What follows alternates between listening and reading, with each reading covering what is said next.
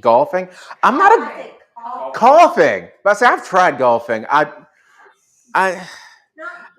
really, for me, it really is just destruction of golf courses for me. Coughing. No. Coffee. Drink. Look, I don't draw that. No, I'm not a coffee drinker. I'm really not. I wish I was. I love the smell of coffee. I love the vibe of coffee houses or that. Can't stand the beverage. I'm not the only one then. Friends of mine have spent over the years probably thousands of dollars trying to find a coffee. Oh, this is just all chocolate and cream, and there's a little bit of coffee at the bottom. I'm like, if that's the coffee, I'm out. Well, I worked 3 years at night. Yeah. And I thought there was something wrong with me. Nope. I couldn't. If there's something wrong with you, there's something wrong with both of us, which is very possible now. Yeah. So, hey guys, I'm Pastor Mark, and this is our summer Bible study on Exodus. I'm one of the pastors at Clearbranch Methodist Church. Join us every Sunday morning, 9:30.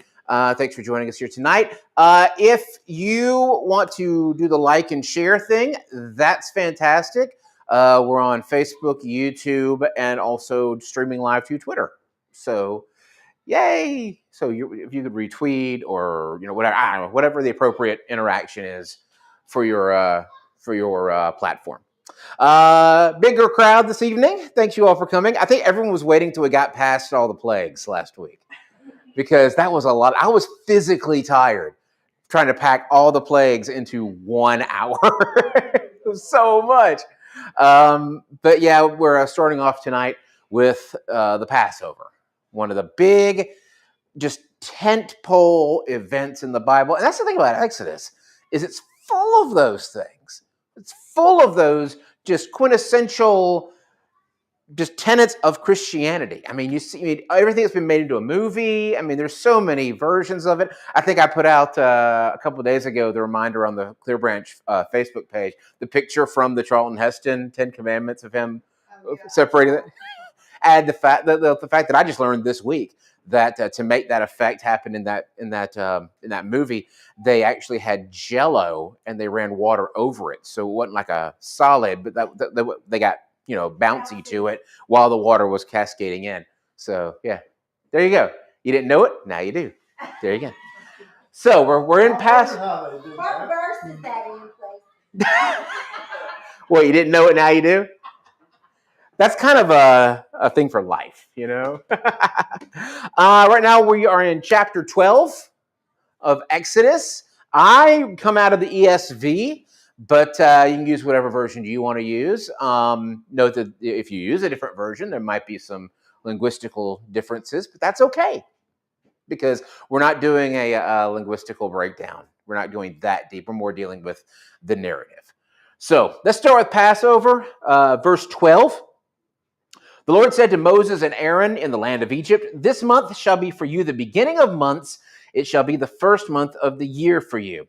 Now, they were said this because it was such a significant act that basically he wanted the children of Israel to remember this as being the beginning. It's been likened to a rebirth, like Egypt was the womb, and the Israelis are coming out into their new lives. Everything before this doesn't matter. You've got this point. It's like that, what was it on Parks and Rec, the Ron Swanson quote, history started in 1776 and everything before that was a mistake. But yeah, that's what he's getting at there. Verse 3, tell all the congregation of Israel, which is the first occurrence in the Bible of it being called Israel, describing Israel in its religious sense, and what underlies the New Testament use of ecclesia, which is church. That on the 10th day of this month, every man shall take a lamb according to their father's houses, a lamb for a household, and if the household is too small for a lamb, then he and his nearest neighbor shall take according to the number of persons. According to what each can eat, you shall make your count for the lamb. Your lamb shall be without blemish, a male, a year old, which meant that the sacrifice unto the Lord, had to be perfect, or at least as a lamb could be. I mean, we're not looking, we're not doing it out of ceramics. It has to be like perfect for a living creature. You may take it from the sheep or from the goats, because in that age, people, granted, physically there are differences, but people didn't put a lot of distinction between goats and sheep. So they were kind of almost interchangeable there. And you shall keep it until the 14th day of the month, which means it has 4 days with the family. We've gotten this perfect goat. You have to keep it 4 days before you slaughter it and eat it. 4 days is a long time. If that goat was in my house, by the end of the 4th day, that goat has a name and an internal monologue that we've given it. So yeah, that's enough time for the kids to have fallen in love. So I'm just, I don't know. When the whole assembly of the congregation of Israel shall kill their lambs at twilight. Here's the big key part.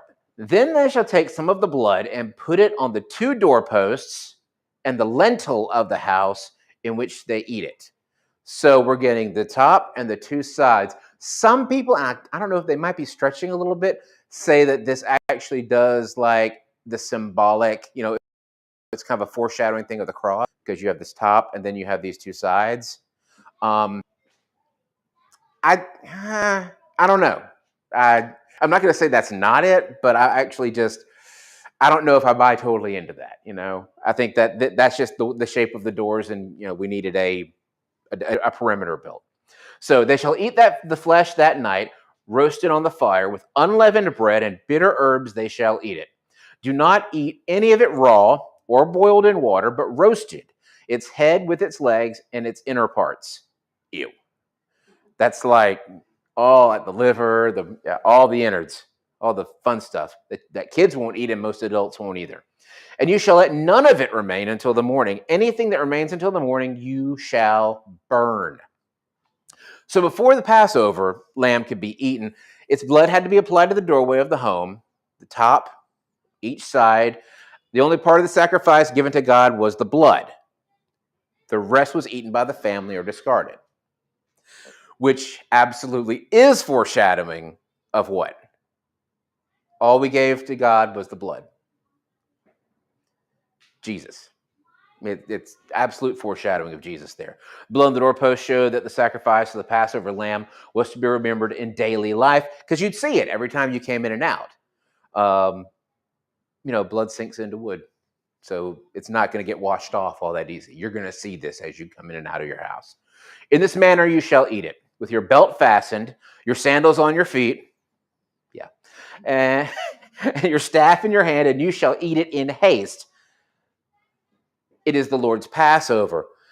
What's being said here is basically, eat it ready to go.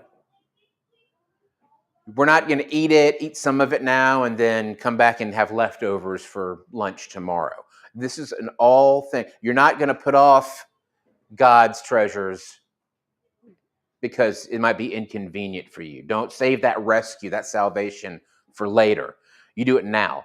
The lamb is not killed in order to be looked at only, but to be eaten. And our Lord Jesus Christ has not been slain merely that we may hear about him and talk about him and think about him, but that we may feed upon him, that we may consume that love. Robert Spurgeon said that, actually. That's one of his little notes there. Eaten in faith, trusting that deliverance promised to Israel was present and that they would walk in that deliverance immediately. What? Hey, Jack. Hey, buddy. Why don't you go back in there, okay? Okay. Okay. There you go. All right. So verse 12. For I will pass through the land of Egypt that night, and I will strike all the firstborn in the land of Egypt, both man and beast, and on all the gods of Egypt I will execute judgments. Remember last week we talked about all of the Egyptian gods that kind of got shown up by the plagues. We went through and like each one we were able to name which god this was an affront to. It was kind of, God kind of thumbing his nose up at, here's this false god over here. Bink. Here's this one over here. Bink. So that's being readdressed there. And on all the gods of Egypt I will execute judgment. I am the Lord. The blood shall be a sign for you on the houses where you are, and when I see the blood, I will pass over you, and no plague will befall you to destroy you when I strike the land of Egypt. So, for Israel to be spared the judgment on the firstborn, they had to apply the blood just as God had given them those instructions. Blood of the lamb was essential to what God required. So, there are a lot of what ifs within that, though, because if an Israelite home didn't believe in the power of the blood of the lamb, they could sacrifice the lamb and eat it, but they would still be visited by judgment because the belief structure was not there. They consumed the lamb, but they didn't do the doorway. If an Egyptian home did believe in the power of the blood of the lamb and made a proper Passover sacrifice, they'd be spared the judgment. Additionally, an intellectual agreement with what God said about the blood was not enough. They actually had to do what God said must be done with the blood. So basically, it did not really matter up to that point. It allowed for that last minute conversion, that last minute, you know what, let's do this. I believe in this. You could be Israelite, you could be Egyptian. If you put your faith in the Lord and you followed those very specific directives, then you would be spared judgment. So verse 14, this day shall be for you a memorial day, and you shall keep it as a feast to the Lord throughout your generations, as a statute forever. You shall keep it as a feast. 7 days you shall eat unleavened bread. On the first day you shall remove leaven out of your houses. For if anyone eats what is leavened from the first day until the seventh day, that person shall be cut off from Israel. On the first day you shall hold a holy assembly, and on the seventh day a holy assembly. No work shall be done on those days. The Sabbath. Example given by creation there. But what everyone needs to eat, that alone may be prepared by you. And you shall observe the feast of unleavened bread, for on this very day I brought your hosts out of the land of Egypt. Therefore you shall observe this day throughout your generations as a statute forever. The first Passover, the unleavened bread, was a practical necessity. They left Egypt in such a hurry, they didn't have time to properly prepare it. All their dough balls and everything already packed up, ready to go. So after the first Passover, the Feast of Unleavened Bread was a testimony throughout the generations. It had become a thing that you weren't going to escape at this point. It's kind of how things accidentally become traditions. You do something weird one Christmas, and suddenly we have to do it every Christmas because now it's a tradition. Verse 18, in the first month, from the 14th day of the month at evening, you shall eat unleavened bread until the 21st day of the month at evening. So like 7 days. For 7 days, no leaven is to be found in your houses. If anyone eats what is leavened, that person will be cut off from the congregation of Israel, whether he is a sojourner or a native of the land. So leaven was also a picture of sin and corruption in this case, because of the way a little leaven influences a whole lump of dough. It could corrupt. If there was some, hygienic way to look at it. Some suggest there was a hygienic aspect of getting rid of all the leaven. Since they used a piece of dough from the previous batch, if something was wrong with the previous batch, then it would corrupt the new batch. You didn't want to carry anything over from the old. This was a fresh start. It's continuing that theme. So that's the whole unleavened thing. You shall eat nothing leavened. In all your dwelling places you shall eat unleavened bread. Once I tried to make unleavened bread in a kitchen at a church I was the youth pastor at. This is like 15, 20 years ago. It did not come out well. They don't make unleavened mixes. So I found some recipe on the internet, and me and two of the high school girls that we had in the group that were supposedly great bakers got loose in the giant commercial kitchen, made a ginormous mess. The results were horrible, and we, until this moment, agreed not to talk about it. So It's just, it's not something, there's no Duncan Hines or Betty Crocker version. Verse 21, then Moses called all the elders of Israel and said to them, go and select lambs for yourselves according to your clans and kill the Passover lamb. Take a bunch of hyssop. I'll explain what that is in a second. And dip it in the blood that is in the basin and touch the lintel and the two doorposts with the blood that is in the basin. None of you shall go out of the door of this house until the morning. So we flash over to Leviticus 14:6. The ceremony for the cleansing of a leper used hyssop to apply blood. Hyssop was like a giant herb. And it was used, in many cases, used to apply blood to things. And I'm not sure about the properties of the actual herb. I saw a picture. I've got a biblical illustrated dictionary on my shelf, so I was able to look it up. But in Numbers 19:6, hyssop is used to make the ashes of a red heifer for the water of purification. Numbers 19:18, hyssop is used to apply the purification water. So it's kind of like, a 2,000-year-old makeup application brush. I'm going to get email off that. So, I was picturing more a barbecue brush. Maybe that's maybe where I should have gone, because not only did I trivialize it, but I also did it in a very feminine way. So, sorry guys. I like books about World War II, if that helps out. For the Lord will pass through to strike the Egyptians, and when he sees the blood on the lintel and on the two doorposts, the Lord will pass over the door and will not allow the destroyer to enter your houses to strike you. So rescue from the angel of death didn't happen by a prayer or by fasting or even by good work. It was accomplished by a life given on behalf of others. That lamb. You shall observe this rite as a statute for you and for your sons forever. And when you come to the land that the Lord will give you, as he promised, you shall keep this service. And when your children say to you, what do you mean by this service? And you will say, it is the sacrifice of the Lord's Passover. For he passed over the houses of the people of Israel in Egypt when he struck the Egyptians, but spared our houses. Twofold victory there.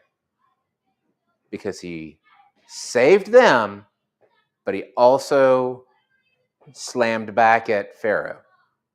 Twofold victory. Two birds, one stone. And the people bowed their heads and they worshiped. Then the people of Israel went and did so as the Lord had commanded Moses and Aaron. So they did. So after all of that lead up, now to the actual act happening. At the midnight, the Lord struck down all the firstborn in the land of Egypt, from the firstborn of Pharaoh, who sat on his throne, to the firstborn of the captive who was in the dungeon, and all the firstborn of the livestock. This is the kind of the illustration that's used before in verse 15 and chapter 11. Remember they talked about the mill girl, and we had to explain what a flour mill was. And that was considered one of the lowest of low socially. Here, the opposite of Pharaoh is not that mill girl, but a prisoner of war in the dungeon, which kind of is a different slant, because it's not that social opposition, it's that even political opposition that's been thrown in there. So this plague, this final plague, the Passover plague, was directed against two significant Egyptian gods. Osiris was the Egyptian god thought to be the giver of life, which life was taken away in this. Bink. And then second, this was against the supposed deity of Pharaoh himself, because Pharaoh's firstborn was gone, because his own household was touched by this. Bink. Verse 30, and Pharaoh rose up in the night, he and all of his servants and all of the Egyptians, and there was a great cry in Egypt, for there was not a house where someone was not dead. Then he summoned Moses and Aaron by night and said, up, go out from among my people, both you and the people of Israel, and go serve the Lord as you have. take your flocks and your herds, as you have said, and be gone and bless me also. Finally, Pharaoh got the point. Okay, now you can go. Because remember, up to this time, after every plague, it was like Pharaoh saying, okay, tell your God to chill for a minute, and, you guys go. Not good enough. Next plague. Okay, tell him to chill for a minute. I'll let you guys go, but you leave all your animals. Not good enough. Pharaoh had finally said, go, take all your stuff. In a few minutes, we're going to get to the Egyptians giving them all of their stuff. And just leave us alone. You got us. Uncle. So in dealing with Pharaoh, God had to inform his mind and then break his will, which he did. Pharaoh's problem wasn't that there wasn't insignificant intellectual evidence. He didn't believe with his heart. He still thought he was a god and that he knew all these other gods. Egypt and Pharaoh would not give God his firstborn, which was Israel. So God took the firstborn of Egypt. Finally, Pharaoh knew that the Lord God was greater than all of the Egyptian gods and was greater than Pharaoh himself, who was thought to be a god. So now we're hitting the road. Get your snacks together. Decide who's driving first and who has control of the radio. We're getting out of here. This is verse 33. The Egyptians were urgent with the people to send them out of the land in haste. Remember, sandals on. Let's do this. Staff, you got it? Let's go. So the Egyptians... Okay, potty break. Is that even in frame? No, it's not in frame. Okay, good. Yeah, we got all kinds of kid stuff happening over here. It's great. It's great.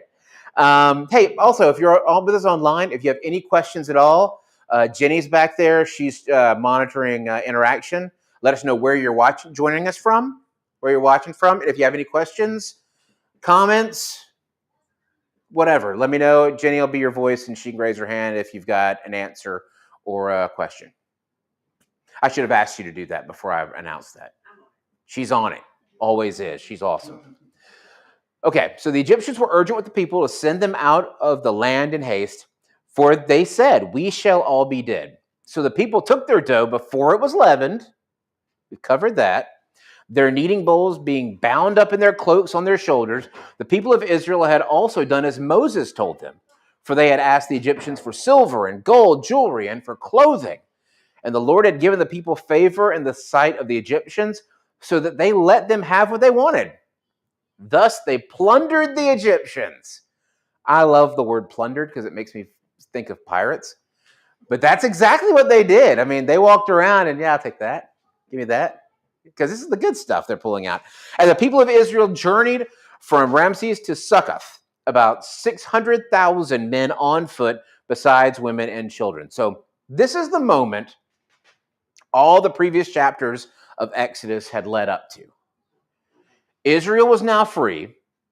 Pharaoh and his armies did not hold them back as they traveled from their center of Ramses to Succoth, which Succoth is not like a city name. It means shelters. It was more of like a hospice hotel, but for like a tent city version.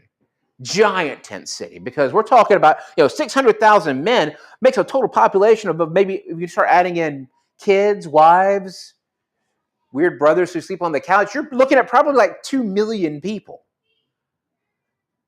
Mathematically, more or less. So that left Egypt for the promised land. Verse 38, a mixed multitude also went with him, and very much livestock, both flocks and herds. This is basically an entire city on the move. Not that all 600,000 were Israelites. Many Egyptians, perhaps other folks, went with them because the God of Israel demonstrated that he was more powerful than the God of the Egyptians. Through those plagues, you've got people that very possibly could have seen this and gotten a hold of that, got a little Jesus in their heart, or well, at this point, a little God in their heart, and converted and realized, oh, this is real. I haven't seen anything from this cow-shaped God over here that we worship, who's like the God of water. But I've seen something from this God. because remember, we're still multi-theistic here. So having multiple gods was a something that was accepted in that culture. But they were learning. They were learning.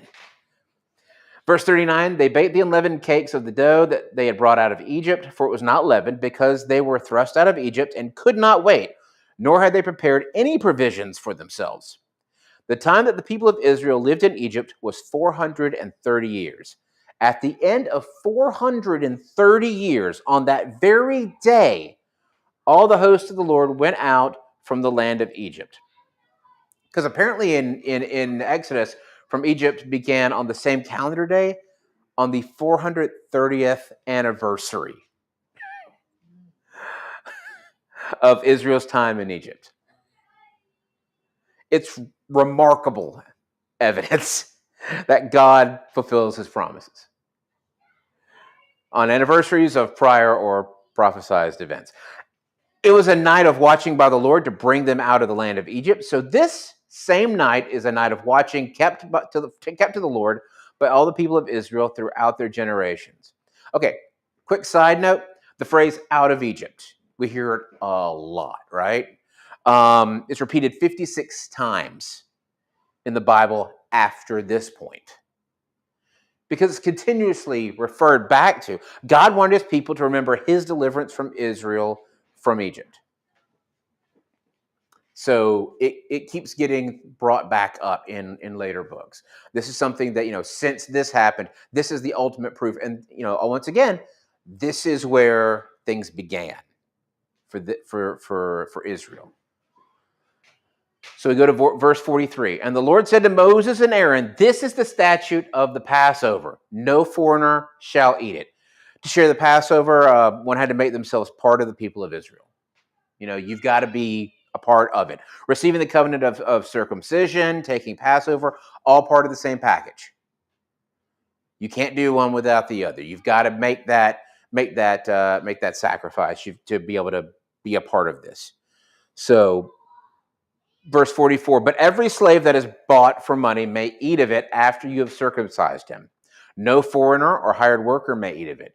It shall be eaten in one house. You shall not take any of the flesh outside of the house, and you shall not break any of its bones. Passover was commemorated on a family level. They wanted it to be an internal to the house. We're not going to take it and go walk in the streets with. This is not, street tacos. That you want you to gather around the table. You do this as a family, because the family connection is a very important one. So each household celebrated. If you've watched The Chosen, you've seen they did a big thing when Passover was coming, and you got to see a lot of those types of scenes. Of course, it was how it happened to be when Simon was finding out about his wife having had a miscarriage and was very angry. And so you've got the contrast in that scene of Simon up on the roof of his house, having a complete come apart while everyone around him was celebrating. So it made it for a very dramatic scene. Also, side note, if you haven't seen season 4, we're starting to watch season 4 on August the 14th. First episode of season 4 at the church, 6:30 Wednesday night. We're going to do this. It's 8 episodes long this season. The first 2 episodes will both rip your heart out. They're pretty powerful. But we watched the episode together in the sanctuary on the big screens, and then Jeremy and I host kind of a discussion, a short panel discussion on what was scriptural, what was extra scriptural, what probably didn't happen, what we don't know, what we know didn't happen, so and what did. So everyone's invited to come to that 6:30 August 14th at Clearbranch, and then every Wednesday after that for the next 8 weeks. Okay, verse 48. If a stranger shall sojourn with you and would keep the Passover to the Lord, let all his males be circumcised. Then he may come near and keep it. He shall be as a native to the land, but no uncircumcised person shall eat of it. There shall be one law for the native and for the stranger who sojourns among you. And the people of Israel did just as the Lord commanded Moses and Aaron. And on that very day, the Lord brought the people of Israel out of the land of Egypt by their hosts.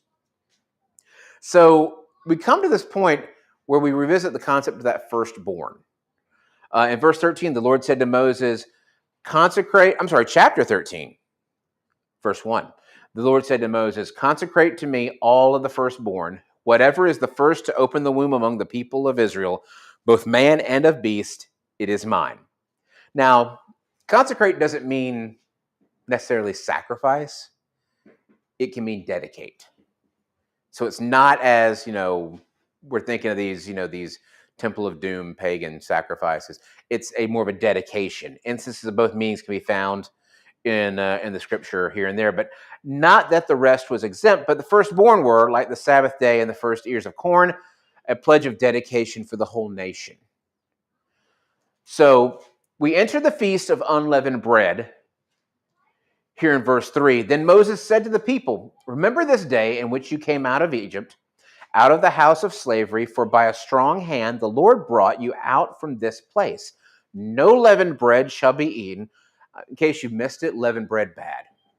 We've said it a few times. Today in the month of Abib, you are going out. And when the Lord brings you into the land of the Canaanites, the Hittites, the Amorites, and the Hivites, and the Jebusites, which he swore to your fathers to give you, a land flowing with milk and honey, you shall keep this service in this month. Once again, a few weeks ago, we talked about what the land of milk and honey actually was. Does anybody remember that? Remember that? It's very fertile. Very fertile land, yes. Milk and honey was not actual milk and honey. Honey is delicious. Milk is delicious. But you can't just support an entire city and culture on that. Milk and honey was more of a land that would bear crops. There was water. There was ways to survive and make it a habitable and very fertile area. That's when they say land of milk and honey. That's what they're meaning. 7 days you shall eat unleavened bread, and on the seventh day there shall be a feast to the Lord. Unleavened bread shall be eaten for 7 days. No leavened bread shall be seen with you, and no leaven shall be seen with you in all your territory. You shall tell your son on that day, it's because of what the Lord did for me when I came out of Egypt, and it shall be to you as a sign of your hand and as a memorial between your eyes, that the law of the Lord may be in your mouth. God wanted deliverance from Egypt to be constantly at hand and before the eyes. So the Jews use this passage, along with Deuteronomy 6, 4, 9, and 11, 13, 21, to institute the practice of wearing, what's the word? Pilataries. Those are the small boxes you see. Orthodox Jews, the hat with the hair. Yeah, they wear these tiny boxes. And small boxes holding parchment with scriptures on them, held to the forehead or the hand with leather straps. That's where that practice comes from. If you ever observed an Orthodox Jew, we don't see a lot of them around here, but sometimes larger cities you'll see that. But that's where that practice comes from in Exodus. They're going to take down this wall. Golly, 3 kids. For with a strong hand the Lord has brought you out of Egypt. You shall therefore keep this statute at its appointed time from year to year. When the Lord brings you into the land of the Canaanites, as he swore to you and your fathers, and shall give it to you, you shall set apart to the Lord all that first opens the womb. All the firstborn of your animals that are males shall be the Lord's. Every firstborn of a donkey you shall redeem with a lamb, or if you will not redeem it, you shall break its neck. Every firstborn of man among your sons you shall redeem, and when in time to come your son asks you, what does this mean? You shall say to him, by a strong hand the Lord brought us out of Egypt from the house of slavery. And when Pharaoh stubbornly refused to let us go, the Lord killed all the firstborn in the land of Egypt, both the firstborn of man and the firstborn of animals. Therefore I sacrifice to the Lord all the males that first open the womb, but all the firstborn of my sons I redeem. It shall be as a mark on your hands or frontlets between your eyes, for by a strong hand the Lord brought us out of Egypt. So the practice of dedicating the firstborn to God would be a reminder through this ritual of God's work and his power in Israel. God's really wanting this event to be something that's not only remembered by the people that live through it, but by generations and generations and generations. This was the big deal. This was the establishment of that chosen home, the fulfillment of that promise. So we get to 17. When Pharaoh let the people go, God did not lead them by way of the land of the Philistines, although that was near. For God said, lest the people change their minds when they see war and return to Egypt. This is a huge thing that tells me God knows how much we can take. Because the direct route, the route that made sense, was a lot shorter than what they actually took. The road they would have taken, though, had a lot of Pharaoh's armies on it. They were regularly patrolled. And God was afraid. God said, lest the people change their minds when they see war and return to Egypt. God knew that some people would lose their nerve. And this was not a time to do that. God knew what could be withstood. So God sent the long way. The coastal route was the shortest, most common way, but God brought them inland. In the same way, God will never allow us to face more than we're able to bear. He knows what we can handle. If you look at 1 Corinthians 10:13, he carefully chose their way out of Egypt, not the nearer, but the safer. He tempts not above what we are able, but so orders the matter that evils are not ready for us until we are ready for them. But God led the people around, this is verse 18, by the way, but God led the people around by the way of the wilderness toward the Red Sea. Red Sea, first mention here. It's not the huge expanse of the main Red Sea, which is like 100 miles wide, but the western finger of the Red Sea that extends up onto the borders around Egypt, which is the modern-day Gulf of Suez. And the people of Israel went up out of the land of Egypt equipped for battle. Moses took the bones of Joseph with him. This is pretty cool. Took the bones of Joseph with him, for Joseph had made the sons of Israel solemnly swear, saying, God will surely visit you, and you shall carry up my bones from you there. Huge act of faith there. Joseph asked that his bones be taken from Egypt way back in Genesis. He did this because he knew that Egypt was not their final resting place. This is not the home that I'm going to stay in. So if you could just keep me over here out of the way and take me with you when you guys go to where we're actually going to be home, that'd be great. Genesis 50:25-26 says specifically that Joseph was never buried, his coffin laid above the ground for the 400 or so years until it was taken back to Canaan. It was a silent witness all those years that Israel was going back to the promised land. So we go to 20, and they moved on from the Succoth and encamped in Etham, which is a city that we have no idea where it was. Exact location unknown. We know that it was on the edge of the wilderness. That's what we got. I'm sure somewhere on Netflix you'll find some documentary with somebody who maybe has figured out, who has some expert that says they know where it is. We don't definitively have an answer, though. So, yeah, on the edge of the wilderness, that's where we know where it was. And the Lord went before them by day in a pillar of cloud to lead them along the way, and by night a pillar of fire to give them light to follow, which had to be awesome on both accounts. And the Lord went before them that way. The pillar of the cloud by day and the pillar of fire by night did not depart from before the people. This gave them constant reassurance. Because this march, they've been through so much before even getting out of Egypt. They're making this march. They're tired. They didn't have time to get a lot of provisions. So being able to see this constant evidence that they're physically just following God is a huge reassurance for them. They didn't feel like God was distant there. So then the Lord said to Moses, tell the people of Israel to turn back and encamp in front of, and I'm going to butcher this, Pi-Hiroth, between Migdol and the sea, in front of Baal-Zephon. you shall encamp facing it by the sea. For Pharaoh will say to the people of Israel, they're wandering in the land. The wilderness has shut them in.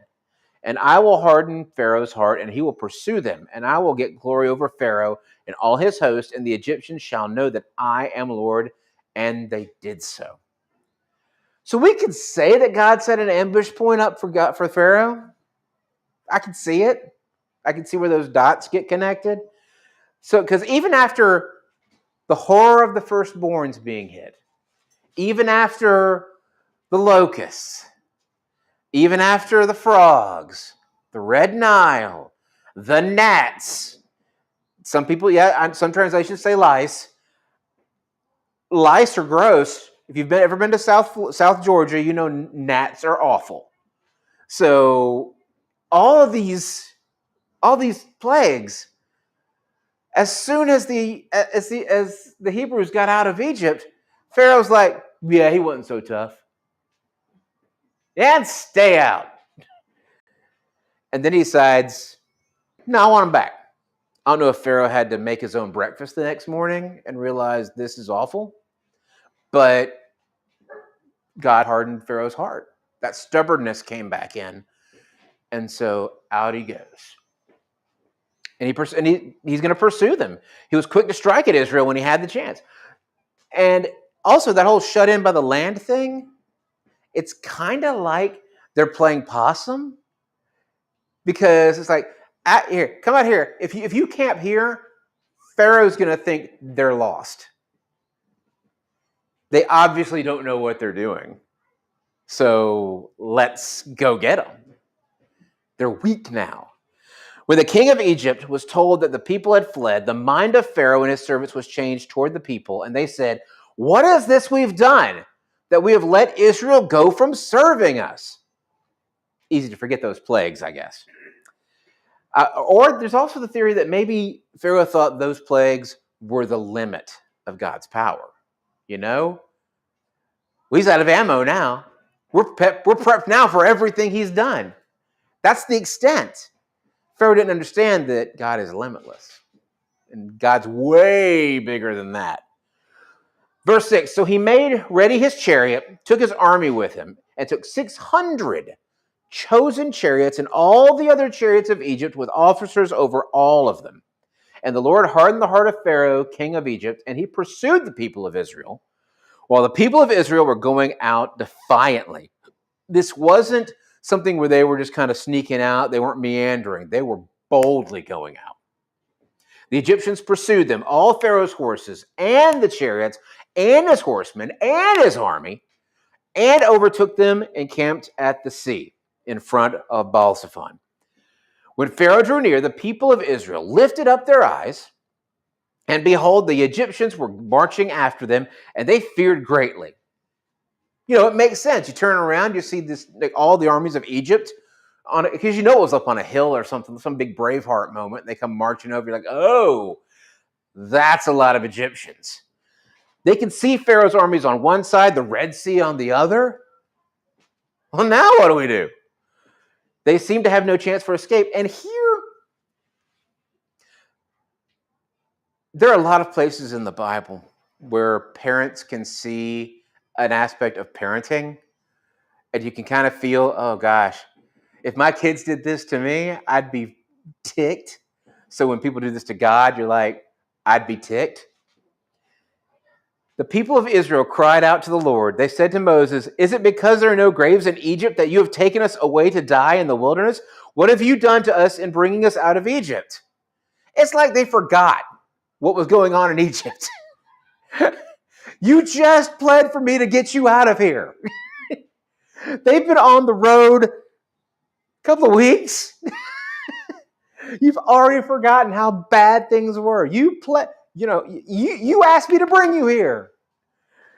So their fear, their cry to the Lord made sense, yet their words to Moses showed their faith was still on shaky ground in some ways. And there was like a loss of confidence in God because they couldn't see around their own limitations. They couldn't see past what they thought was possible. They just see, okay, we can't fight all those people. That's a long way on the water. What do we do? Verse 12, if not this, is not this what we said to you in Egypt? Leave us alone that we may serve the Egyptians. What? They're a week or two out of Egypt. They're already distorting the past. They're already misremembering. Remember that time when we weren't in this situation? It was way better then. For it would have been better for us to die, to serve the Egyptians than to die in the wilderness. And Moses said to the people, fear not, stand firm, and see the salvation of the Lord, which he will work for you today. For the Egyptians whom you see today, you shall never see again. The Lord will fight for you, and you only have to be silent. And at this point, Moses, he has faith in God, but he has no idea how this is going to happen. All he knew was God would certainly help. He just didn't know how. How many times have we been in our lives in a place where we don't see a way out, and we start to rely on our own earthly understanding of what to do, and then God shows up and does it some way that we would never expect, but somehow it happens. It all works out because God was in control the whole time. More than once for me. So many times. The Lord said to Moses, this is verse 15, by the way. The Lord said to Moses, why do you cry to me? Tell the people of Israel to go forward.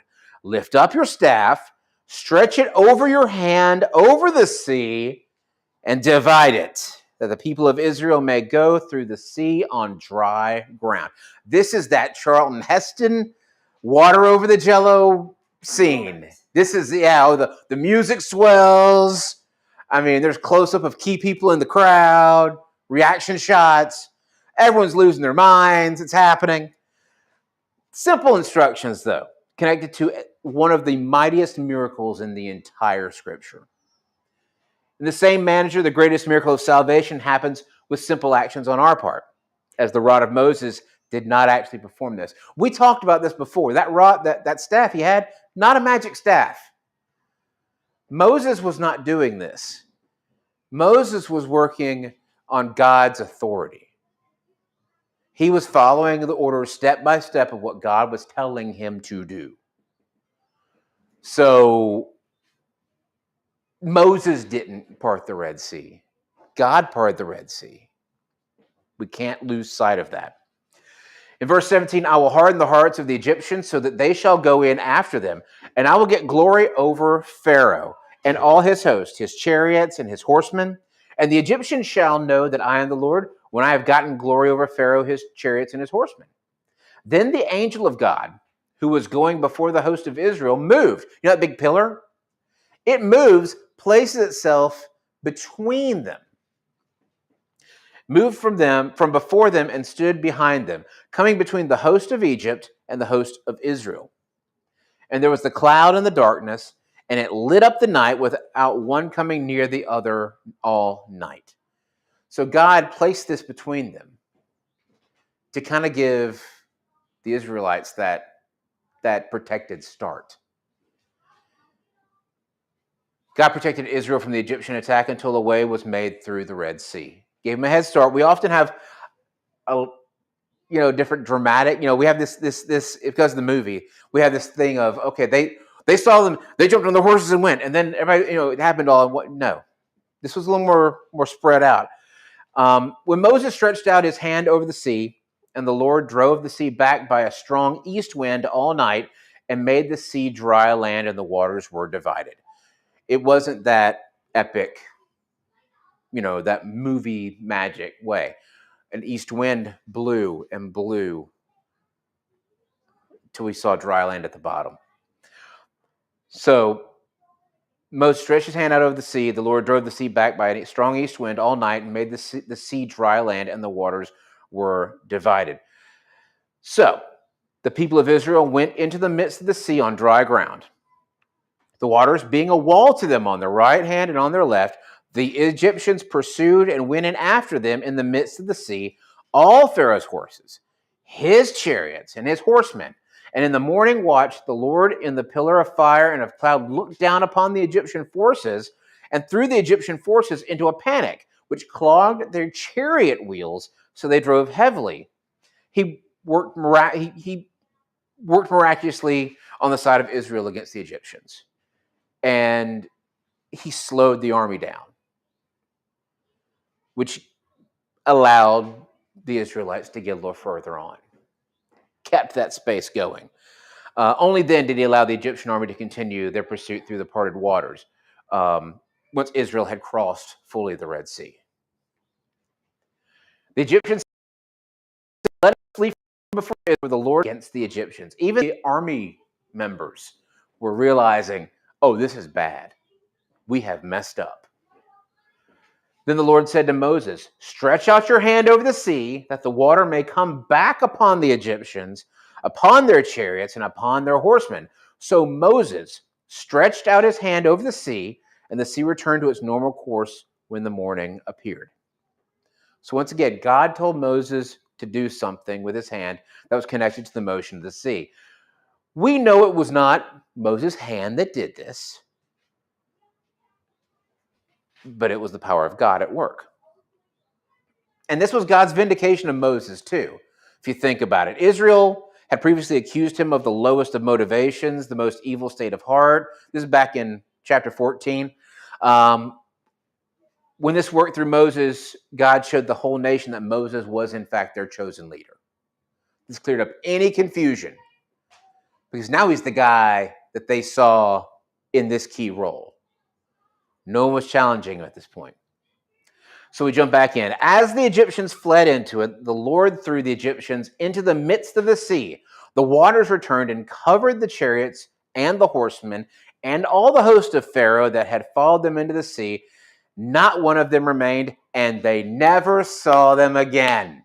I add that last part with me because I like doing that. But the people of Israel walked on dry ground through the sea, the waters being a wall to them on their right hand and on their left. Thus the Lord saved Israel that day from the hand of the Egyptians, and Israel saw the Egyptians dead on the seashore, which is a very graphic touch. An eyewitness account in this? Yeah, the drowned Egyptian soldiers stand for the old way of life, slavery, which was now gone forever in this. Somehow the sight of those dead bodies was kind of that concrete sign of salvation. You know, new life for Israel is now assured. We now have a physical barrier between us and what was. He's continuing to solidify that rebirth theme that we hit as they were leaving Egypt. Israel saw the great power that the Lord used against the Egyptians, so the people feared the Lord, and they believed in the Lord and in his servant Moses. I love this part. The Song of Moses is the next section. And it's remarkable to have the thought that this happened spontaneously. Because if you've ever been at one of our the praise band rehearsals, even like 20 minutes before the service starts, things that have been practiced don't come together very well sometimes. So the fact that this all came together, then Moses and the people of Israel sang this song to the Lord, saying, and I'm not singing this, I'm reading words. Nobody wants that, not even me. No one online wants that. I also don't know the tune. I will sing to the Lord, for he has triumphed gloriously. The horse and his rider he has thrown into the sea. The Lord is my strength and my song, and he has become my salvation. This is my God, and I will praise him, my father's God, and I will exalt him. The Lord is a man of war. The Lord is his name. Pharaoh's chariots and his host he cast into the sea, and his chosen officers were sunk in the Red Sea. The floods covered them. They went down into the depths like a stone. Your right hand, O Lord, glorious in power. Your right hand, O Lord, shatters the enemy. In the greatness of your majesty, you overthrow your adversaries. You send out your fury. It consumes them like stubble. At the blast of your nostrils, the waters piled up. The floods stood up in a heap. The deeps congealed in the heart of the sea. The enemy said, I will pursue, I will overtake, I will divide the spoil. My desire shall have its fill of them. I will draw my sword, my hand shall destroy them. You blew with your wind, the sea covered them, they sank like lead in the mighty waters. Who is like you, O Lord, among the gods? Who is like you, majestic in holiness, awesome in glorious deeds, doing wonders? You stretched out your right hand, the earth swallowed them. You have led in your steadfast love the people whom you have redeemed. You have guided them by the strength to your holy abode. The people have heard, they tremble. Pangs have seized the inhabitants of Philistia. Now in the chiefs of Edom dismayed, trembling seizes the leaders of Moab. All the inhabitants of Canaan have melted away. Terror and dread fall upon them. Because of the greatness of your arm, they are still as a stone. Till your people, O Lord, pass by, till the people pass by whom you have purchased. You will bring them in and plant them on your own mountain, the place, O Lord, which you have made for your abode, the sanctuary, O Lord, which your hands have established. Almost done. The Lord will reign forever and ever. For when the horses of Pharaoh with his chariots and the horsemen went into the sea, the Lord brought back the waters of the sea upon them. But the people of Israel walked on dry ground in the midst of the sea. Then Miriam, the prophetess, the sister of Aaron, took a tambourine in her hand, and all the women went out after her with tambourines and dancing. And Miriam sang to them, "Sing to the Lord, for he has triumphed gloriously. The horse and his rider he has thrown into the sea." This is the first mention of Miriam. Anybody know who Miriam is? I just said it, but there's another connection. Yeah. Miriam was described as the sister of Aaron, which makes her Moses' sister. Where have we heard about something Moses' sister did? She put him in the water. Bringing it back to the first chapter, huh? Yeah. So back in Exodus 4, this is the same one that put him in the water. And now she's singing the praises through the end of that action. Numbers 26:59 seems to indicate that Moses had only one sister. We do know that it was his sister who supervised the launching of the basket and set up that whole situation there and arranged the hiring of Moses' mom as his nurse. We can say, based on numbers, that most certainly Miriam was that sister.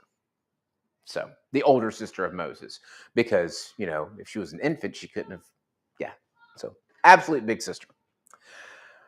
So, verse 22, when Moses made Israel set out from the Red Sea and they went into the wilderness of Shur, they went 3 days in the wilderness and found no water, which 3 days is not a long time, but it's long enough to forget that great victory, apparently, because they started whining about it. When they came to Marah, they could not drink the water of Marah because it was bitter. Therefore, it was named Marah, bitter. And the people grumbled against Moses, saying, "What shall we drink?" And he cried to the Lord, and the Lord showed him a log, and he threw it into the water, and the water became sweet. Now, some people say that what may have happened, it may have been like a biological effect there that God was in control of, but what may have actually happened there, the chemicals in the sap of the broken limb, the log they threw in, drew the mineral content down to the bottom of the pools and left only the good water on top. It's a theory. Then the Lord made for them a statute and a rule, and there he tested them, saying, "If you will diligently listen to the voice of the Lord your God, and do that which is right in his eyes, and give ear to his commandments, and keep all his statutes, I will put none of the diseases on you that I put on the Egyptians, for I am the Lord your healer." Now, a guy named Dr. S.I. McMillan had a book called None of These Diseases. He said that God's laws to Israel had direct impact on hygiene and just general health within the population. Practices like circumcision, quarantining, washing and running water, and eating kosher made a kind of a medical difference, and it shut down a lot of those diseases that they would have dealt with had they not been doing all these rituals, which is pretty awesome.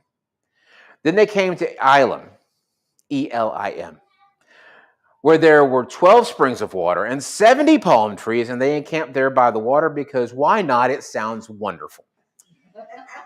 Verse 16, they set out from Elim, and all the congregation of the people of Israel came to the wilderness of Sin, which is between Elim and Sinai, on the 15th day of the second month after they had departed from the land of Egypt. So they've been on the road 1 month. Because remember, they left on the 15th day of the month. So 1 month we're on the road. And the whole congregation of the people of Israel grumbled against Moses and Aaron in the wilderness. And the people of Israel said to them, "Would that we had died by the hand of the Lord in the land of Egypt. My gosh. When we sat by the meat pots and ate bread to the full, for you have brought us out into this wilderness to kill this whole assembly with hunger."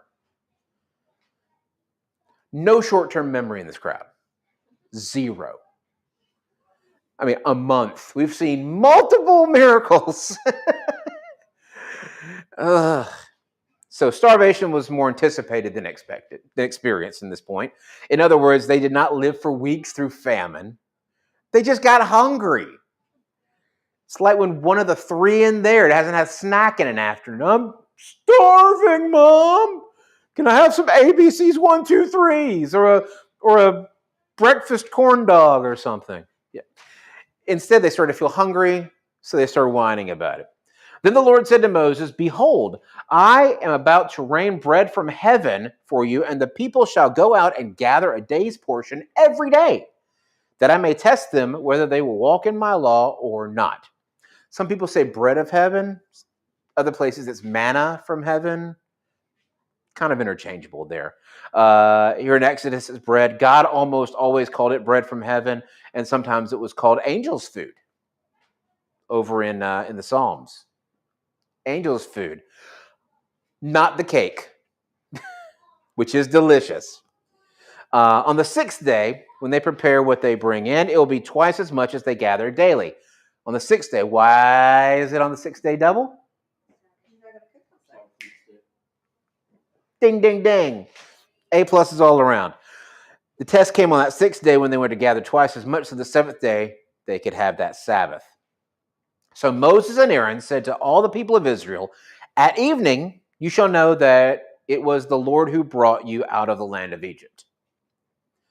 One would think that with the experience of all the plagues and Passover, deliverance of the Red Sea, they would have gotten that message by now. Not so much. Experiences, even great experience, don't change the heart as much as we would hope sometimes. And we all know people, that have had, miracle experiences who, they're delivered out of addiction, they're delivered out of, a bad situation in life. Sometimes people go back. It happens. Because things you learn with your head don't resonate and last as much as things you learn with your heart. If you logically know something, awesome, that's great. But if you believe it with your heart, then it becomes real truth. And that's what some of them in this crowd were still fighting for. "And in the morning you shall see the glory of the Lord, because he has heard your grumbling against the Lord." Uh-oh. "For what are we that you grumble against us?" And Moses said, "When the Lord gives you in the evening meat to eat, and in the morning bread to the full, because the Lord has heard your grumbling, that you grumble against him, what are we? Your grumbling is not against us, but against the Lord." Then Moses said to Aaron, "Say to the whole congregation of the people of Israel, come near before the Lord, for he has heard your grumbling." And as soon as Aaron spoke to the whole congregation of the people of Israel, they looked toward the wilderness, and behold, the glory of the Lord appeared in the cloud. And the Lord said to Moses, "I have heard the grumbling of the people of Israel. Say to them, at twilight you shall eat meat, and in the morning you shall be filled with bread. Then you shall know that I am the Lord your God." Some people say it's kind of hard to know if other people heard God say this to Moses, but most theologians agree this was a one-sided thing. This was not for the crowd to hear, because he actually says, "Say this to the people." In the evening, quail came up and covered the camp, and in the morning, dew lay around the camp. And when the dew had gone up, there was on the face of the wilderness a fine flake-like thing, fine as frost on the ground. And when the people of Israel saw it, they said to one another, "What is it?" For they did not know what it was. And Moses said to them, "It is the bread that the Lord has given you to eat." This is what the Lord has commanded. Gather of it, each one of you, as much as he can eat. You shall take an omer, according to the number of the persons that each of you has in his tent. And the people of Israel did so. They gathered some more, some less. Now, Numbers 11:8 said that they ground it on the millstones and beat it in the mortar, cooked it in the pans, and made cakes out of it. But it was already flaky, powdery, which made it really tough to gather up. Because, I mean, you try picking something up out of grass that's that small. Dump out some flour in your front yard, not get it all up. Hard. But they said the taste it was like the taste of pastry prepared with oil. So that's pretty nice. When they measured it with an omer, whoever gathered much had nothing left over, and whoever gathered little had no lack. Everyone was satisfied in this. Each of them gathered as much as he could eat. And Moses said to them, "Let no one leave any of it over till the morning." But they did not listen to Moses. Some left part of it till the morning, and it bred worms, and it began to stink. Kind of like when my kids take food in their bedroom when I tell them not to. Morning by morning they gathered it, each as much as he could eat, but when the sun grew hot, it melted. Now, Jewish legends, they tell us, where was it? One only had to desire a certain dish, and no sooner had he thought of it that manna had the flavor of the dish desired. That's pretty cool. The same food had a different taste to everyone who partook of it, according to his age. To the little children, it tasted like milk. To the old men, like honey. So back to verse 22. On the sixth day, they gathered twice as much bread, 2 omers each. Now, an omer.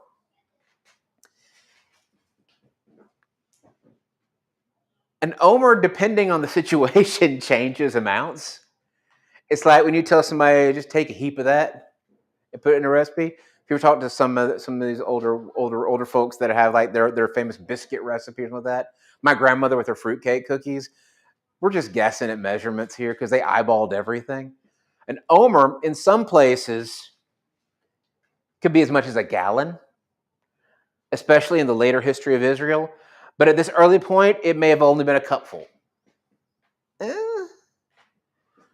But it's a very imprecise measurement here.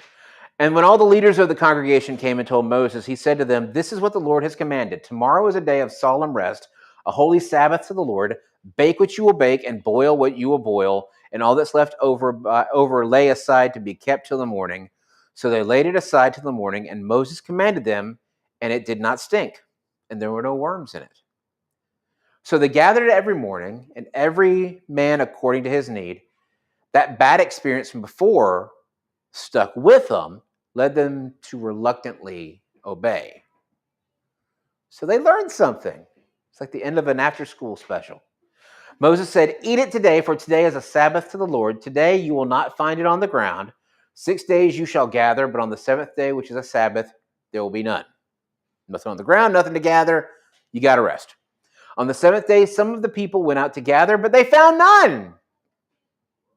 And the Lord said to Moses, "How long will you refuse to keep my commandments and my laws? See, the Lord has given you the Sabbath. Therefore, on the 6th day, he gives you bread for 2 days. Remain each of you in his place. Let no one go out of his place on the 7th day." So the people rested on the 7th day. Super powerful lesson, teaching Israel to trust what God has said before they're proven it true in experience. We see that happen over and over and over again. Things that we take on faith that we don't actually have to see. We have to know that God is there and he's working. Even now, in this day and age, we need those reminders more than we like to admit. Now, the house of Israel called its name manna. It was like a coriander seed, white, and the taste of it was like wafers made with honey, which sounds delicious. I haven't had dinner yet. Moses said, "This is what the Lord had commanded. Let an omer of it be kept throughout your generations, so that they may see the bread with which I fed you in the wilderness, when I brought you out of the land of Egypt." And Moses said to Aaron, "Take a jar, put an omer of manna in it, and place it before the Lord to be kept throughout your generations." It's like that family starter bread that people want to be passed down and passed down. You got to feed the starter. Yeah, it's like one of those. And the Lord commanded Moses, so Aaron placed it before the testimony to be kept. The people of Israel ate the manna for 40 years till they came to habitable land. They ate the manna till they came to the border of the land of Canaan. And that's where we're stopping. Next, we've got Is 1/10 of an epith. Epa? Epa, yeah. Next, we're going to kick off next week, week 5, with the striking of a stone with the staff and the rock. So that's next time on the Summer Bible Story. So Sounds epic. this whole book is epic. There's nothing is trivial in Exodus. Everything is epic and worthy of a ginormous movie. I mean, maybe if there's still some gas. Make one. Do it. Somebody needs to make one. I mean, even the 10 Commandments. Even there were some inaccuracies. I would dare say that if there's still gas in the tank after Dallas Jenkins ends The Chosen, that's my pick. I want to see Exodus. But anyway, any questions of anything we went through tonight? How'd the bench do? We had to pull in extra seats. We had extra people. It's great. Any thoughts? Anything that stuck out at you? I know the nature of what we're doing. We have to go through a lot of things really fast. But I feel like, especially tonight, we had some more room to breathe a little bit and really take in. There was a lot of repetition. So anything stick out at you? I always like the part of the Red Sea. Oh yeah. Yeah. I just can't imagine what that would be like.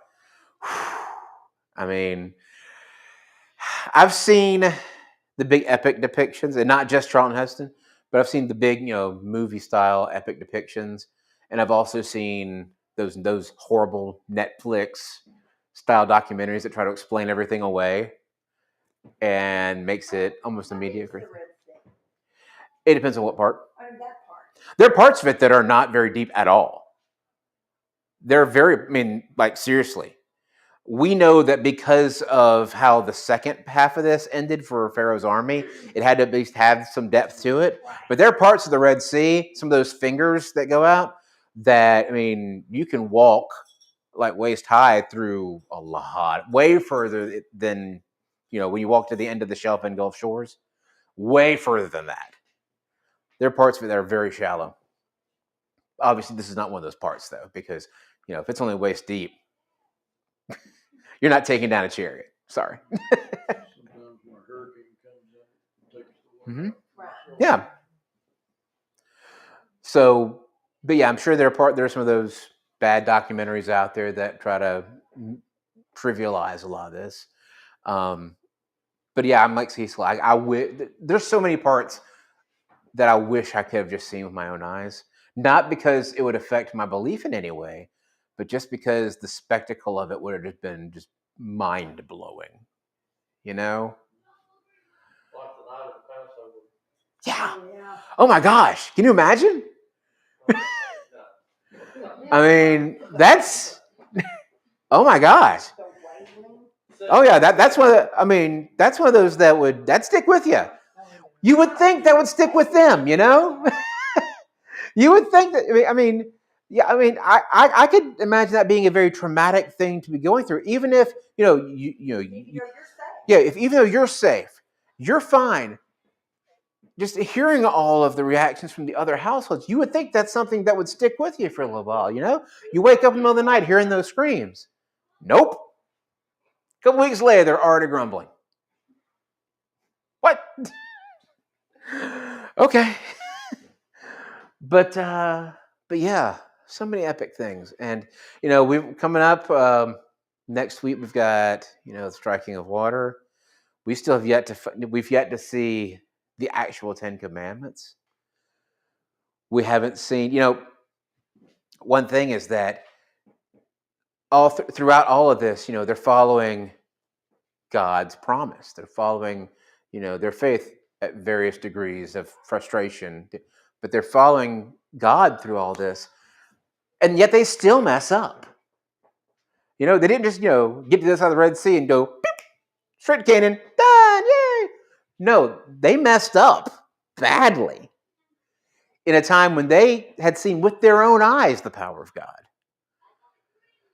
Wow. So we'll dive into that in the next couple of weeks. We have 2 more weeks left. So come back, bring friends. We have other chairs. I've got chairs. My parents just gave me like 3 folding chairs that they from barbecues that they had no room for. So yeah, we got more room. We can get at least 2 more people on the bench over here. Yeah. So bring friends. It's not one of those things where you're gonna be totally lost. The book is out there. You can catch up. So, all right. Any prayer requests? I have a friend that's not doing real well. He's going down pretty quick. He's got lupus. Lupus. Yeah. And it's Ooh. he can't even hardly get out of a chair now or anything. Oh man. Yeah. Online folks, if you have a prayer request, type in the comments. Jenny will let me know. She'll pray for Barrett. Barrett? Mm-hmm. And I've got a girl that's desperately looking for a job. Pray for Mar. Okay. More? Okay. All right. Anybody else? Any place else we need God to work? Remember in our prayers? I'm praying for, actually, hang on. I got a text in the middle of this, and I'm seeing if I could share this.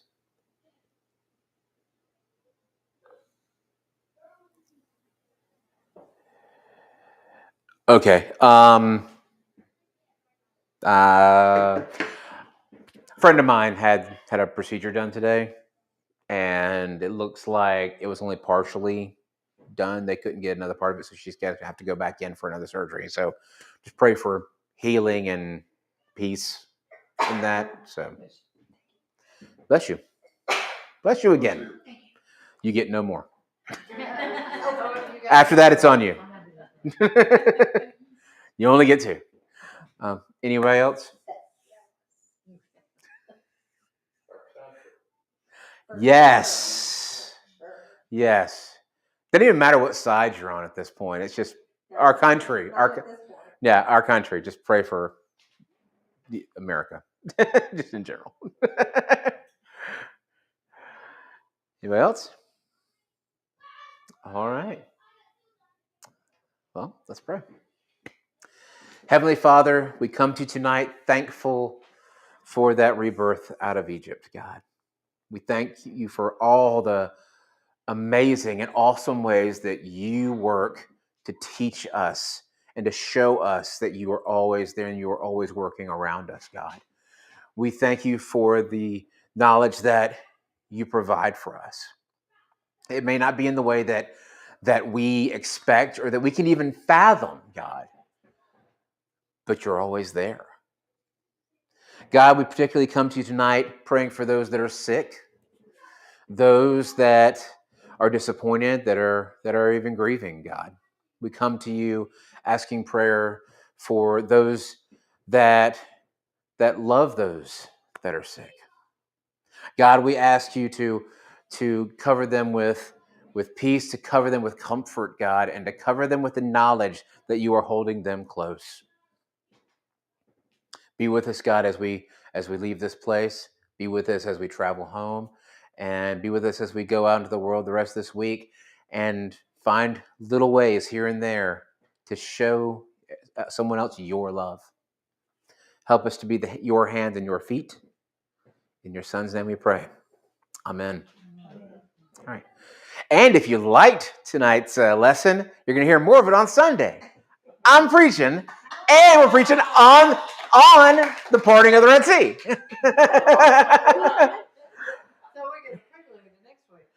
Well, that's the thing is, this half of this sermon series, I laid this out like months ago, the flight part of the Fight or Flight sermon series. And I laid the schedule out for this Bible study out in early May. without any clue that they were lining up or that I was going to be preaching this. 'Cause I didn't find out until last week that I was preaching this Sunday. So it all just kind of lined up. So yeah, my prep for tonight actually ended up being a lot of my prep for Sunday. So if you hear something twice, just laugh and act like it's brand new. Okay? All right. Anything online? Any comments? Any? Mammy said hi, and Josh listened in from Dayton. Dayton, Ohio? All right. All right. Glad to see you there, Josh. Josh was here in person last week? Last week? Yeah. Yeah. Thanks for joining, Josh. We appreciate it. Be careful. We want to see you back here soon. All right. Josh is a truck driver. He drives for like tours, like musical group tours and all kinds of stuff, like events. So, yeah. All right. Josh is married to a soldier that went with Signal to Afghanistan. Really? I didn't know that. Yeah, Cool. Whitney. Yeah, there you go. Small world. Small world. Okay. See you later online, guys. We'll see you next week, 6:30 Wednesday night. Later. Love you guys.